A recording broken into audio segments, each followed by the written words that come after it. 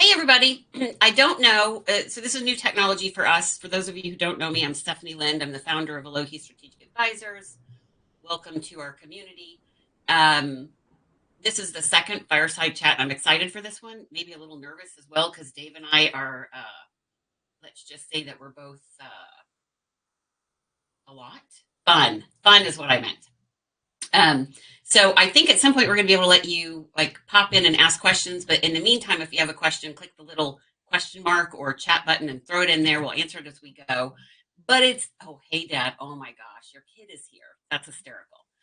Riley, we need stories. So we want this to be interactive, but we also don't want you to just pop in and interrupt us because I'm ADHD and that doesn't go well. But this is really meant to be a 15-minute learn something chat about a subject that's important. That's not necessarily just important only to food service, because like there's a lot of that too.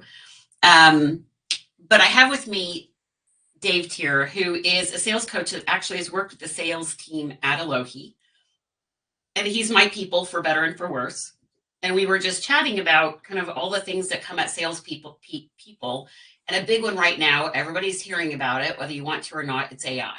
And, I love technology. I always have. I love a CRM. I'm not always great at using it the way I should, but I appreciate the power of it. And I'm starting to really appreciate the power of AI. Everybody on our team is starting to use it. We're trying to make sure we all use it correctly and that we're teaching each other things as we learn it. But Dave, you're here, I think, to talk about what it can't do, which I'm pretty excited about because I'm finding some of the things it can't do just by virtue of asking it to do things that really I shouldn't ask it to do. But also, we're in a business that, at least until recently, has been a very much a handshake and Rolodex business. Like food service is seriously old school. And CRM is as sexy as it gets for technology. But AI is changing that. But it can also create, I think, a lot of noise. And I've seen some experts post things that are clearly from like ChatGPT, but they either didn't bother or didn't know how to verify that what they were posting was actually accurate. And so tell us a little, who are you and why are you here? And then tell us what you're going to tell us. Okay. I'm Dave Tier. That's my name. I'm sticking to it. You're off to a really great start. Yeah. I'm a business owner in Plymouth, Michigan. I have a sales training and coaching company that works with sales teams and organizations to help those teams stay in control of the sale. It's a systematic approach to selling that gets to reality quickly. Pretty street smart system, no excuses, down and dirty, gritty kind of, practical and tactical applications of how to meet with people, move sales along, disqualify opportunities, and get things over the goal line. So it's an ongoing incremental growth sales training and coaching company. And it's all I know how to do. My daughter's on this thing. She'll verify that. I got nothing else. Maybe. We'll see. And I actually had a friend reach out to me earlier this year, and he said, Tier, I think I just rebranded you. I said, what are you talking about? Whenever Colin says, I just rebranded you, my ears perk up because he's always got ideas. This one was interesting. He said, Dave, AI is popular. I said, yeah, it's getting more popular, and it's probably never going to fade in that popularity. AI is fantastic. But Dave, AI doesn't have a pulse. AI doesn't do the meeting. AI can't read the room. AI can't do all of the things that emotionally intelligent people and the things that emotional intelligence would have us do. So people still need to be trained and coached for the in-the-moment opportunity. And I can't admit I'm saying this in front of people, but he's right. Colin is. We're recording it. We're going to send it to him. Yeah. I hope he's on. If he's not, I actually I'm going to say it. So let Steffi and I promise that we won't turn this into an AI bashing session. I think it's really fascinating. Phenomenal. You just got to know what it can't do. Yeah. Right. You've got to know what your Franklin Planner can't do, right? Franklin Oh my, Planners turned into Google Calendars, right? dude, you are so aging yourself. I, That's a different fireside chat. we But it's used to, true. I mean, you can't be afraid of the Google Calendar or the Microsoft Calendar. It's going nowhere, and it's a huge help, Right. but it doesn't close business for you. But it could be, it's a tool, but it can also be a crutch, which I think Chat GPT is going to be for a lot of people, especially salespeople, if Yeah, they're not thoughtful about how they use it. correct. And you caught somebody. It sounds like you gave evidence of that a few weeks ago. You read something that was Oh, clearly AI generated, but not proofread, yeah. And I mean, right? he's positioning himself to the ether as an expert on food service. And I was like, dude, that distributor's been out of business for like 3 or 4 or 5 years. Yeah. And again, whether it's because he just didn't bother to proofread it or he didn't know, like neither of those is good. Right. Right. Details. But that's he's a competitor, so I was fine with it. Look out. Still laughing about it. I really look at it, and if we think of all the things we need to do in sales to be successful, we have to run the meeting. We have to follow up. We have to prospect for new appointments. We have to forecast. We have to build content. We have to write outgoing emails. We have to make outgoing phone calls. There are a lot of things we need to do. AI can help with many of them. AI can do a lot of that. Content generation, emails, approaches. How do I handle this when this happens? Lead scoring, right? Now there's data put into, if AI is going to help me with lead scoring, it's going to probably score what I've already inserted. So it's going to do the rest of the work. But that requires me to put in accurate things so that it's made properly. I want to put a pin in that because I think that's really important. That especially, I'm not sure. Like you hear people talk about, I got to train the AI, and I'm like, okay, whatever, right? Holy crap, you got to train the AI. And again, if you don't understand where you are in the ecosystem, are you putting your stuff out that's going to train the bigger model? But we've also we play around with our model versus sort of just going out to regular Chat GPT to say, if I ask the same question, what do I get? And this is an example, and I swear I'll give the mic back to you, probably. But one of our team members went and just did a search because we were trying to answer a question around a client challenge. And we're like, holy crap, like, look what it brought back. It says that Benny Keith carries this product. And we're like, how would it know that? So we literally went back and said, how do you know that Benny Keith does that? Cite your source. And while it didn't say, well, I just made that up, it pretty much said, oops, sorry, I made that up, which is fat. But like, people do that anyway. I don't think we need help. Just saying. But I want to get back to sort of the what it can't do, because I think this is where a lot of companies are laying people off and saying AI can do it, right? Everybody's got that potential risk. That said, I think really good business owners know that, again, especially in food service, this is a handshake and Rolodex business. That is not going to go away overnight. It is still hospitality. However, we are also dealing with buyers who are now, they don't look like us, right? And these new technologies, AI especially, are more part of their native way of working. Mm-hmm. So, what doesn't it do? But also for those of us who are used to a little bit of the old school selling and either are talking to buyers who aren't from our generation, or we have employees, right? So it's been so much fun to watch our employees actually even, and how they adopt it, and that, like, kind of what gets them excited, and, where they go like, oh crap, like I didn't know it could do that thing. So go on. Tell us all the things. Well, and again, as a sales trainer, sales coach, that's my expertise. I promise there is more that AI can do than I know. Guaranteed. So what do you have it do for you, and what do you say? Here's how me and my clients use AI. Probably not far different from what we're the audience here today. It can help with prospecting. It can help. You plug in what your model is and your profile, and it pulls up likely candidates for that. That's wonderful, but you still have to prospect, right? Right. It's the worst part of my job. It can do a lot of that. That's great. You still have to do it. It can content generate content, replies to emails, outgoing emails, right? Help me cut through the clutter. What's everybody saying? Because I want to be a little bit different. I need mine replied. I need mine returned to. So it can generate content. Again, lead scoring.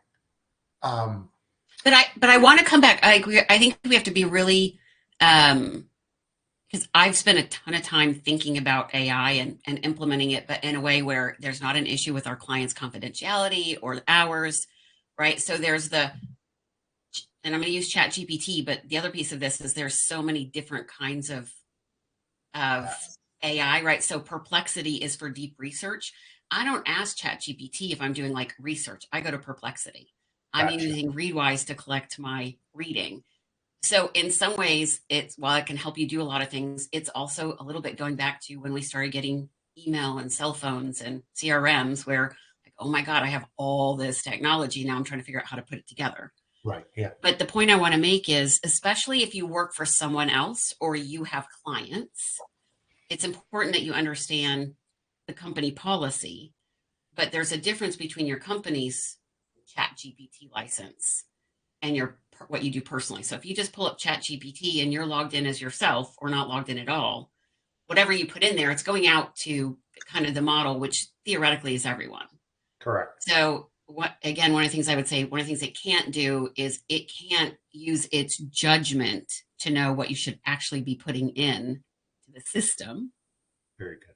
But if you don't give it information, then your lead prospecting, frankly, for me, is going to be a bit of a question mark because it doesn't actually understand the nuances of your product, where you're in distribution, shelf life, like all the things that kind of the nuance of goes into the decision.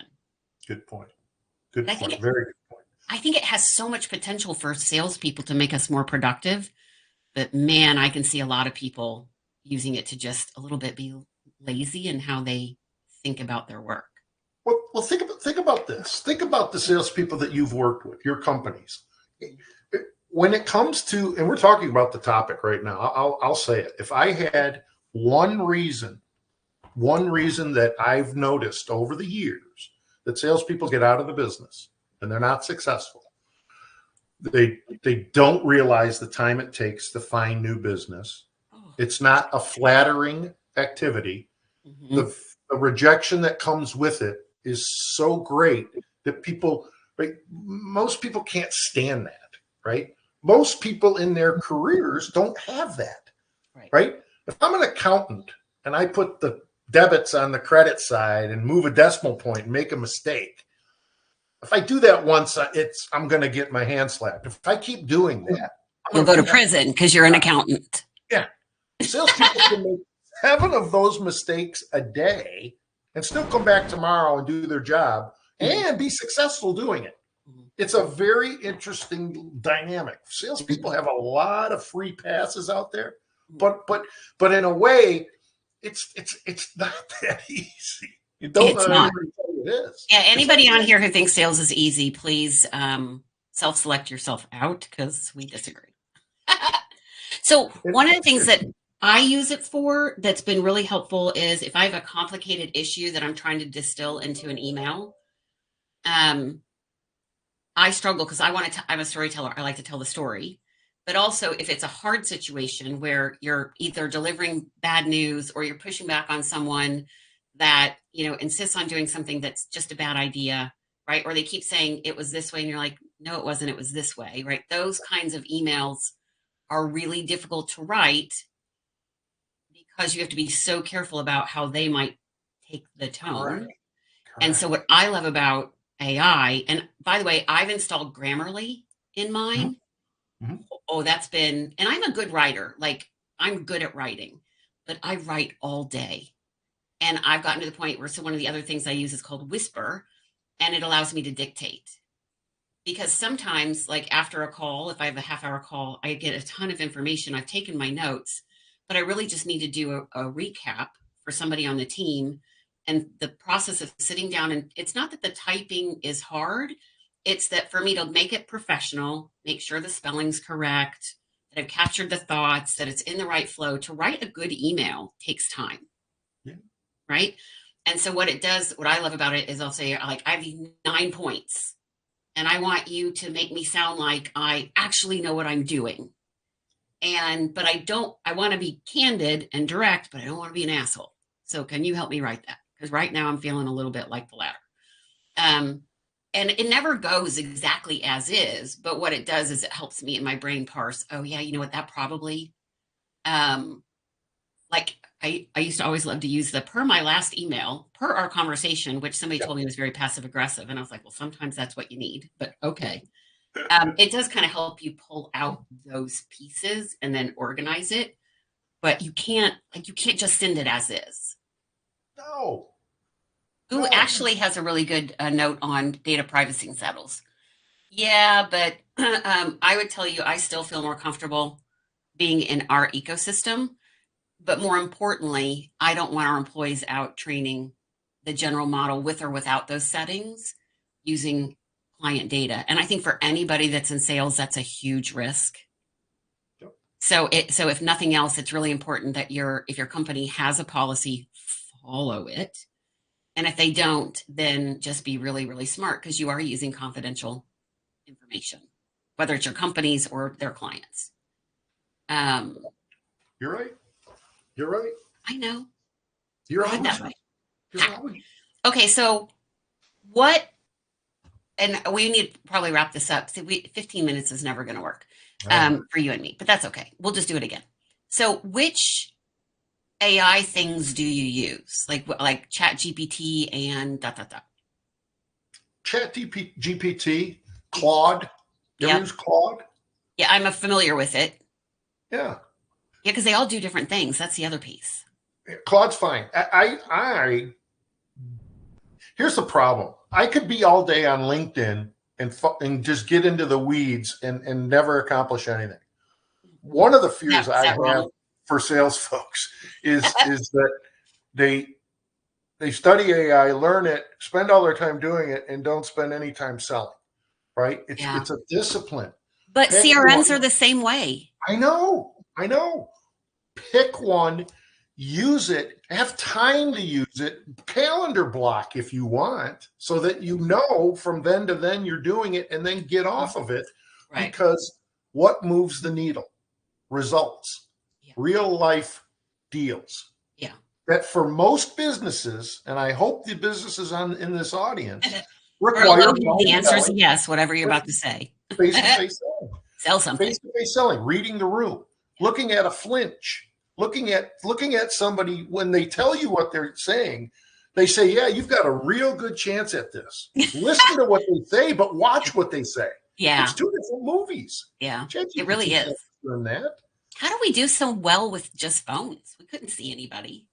Oh, my God. Have you ever met somebody that's really, really good on the phone? Most people say, I hate the phone. I got to be in person. Well, there are people that are very, very good on the phone. I've actually bought things just from that phone conversation because the person was good. It's a lost art anymore because people aren't even picking it up and trying it. We have a few of them on our team, but I can't tell you who they are because I don't want anybody to come get them. I know one of them. Yeah, but no name. I won't, but she's amazing. Hey, Ann Riley. Hit me with it. We're gonna rein ourselves in because somebody's got to do it. Are we able to, so Nick has a really great question, but I'd love for him to come on and introduce himself and ask his question, unless he's out at a bar selling for his company, in which case I'll give it a pass. But I'd love for folks to come on and I'd like to hear how are you using it? What are the challenges? Does your company have a policy? And if not, how are you going to think about that? Is anybody willing to be a volunteer? Bueller? Anyone? Nick? Can he talk? Tell us if you can talk, Nick. I should have changed the settings so that you can, but we're new to this whole thing. And by new, she means nope. All right. Well, you're doing great, Nick. Thanks for participating. Ann Riley, you and me. we're going to chat about technology after this. And by that, I mean, you're going to teach me whatever it is but you're supposed to be pushing. What was this question that he wrote? What did he say? He said, I believe that sales will move more into managing sales. He said he can't talk, so he's at the bar. So mainly in account management. So you still 100% need prospecting closing. I think that's actually a good way to think about it. So Nick is a sales rep in food service, and he's out pounding the pavement, talking every day to operators.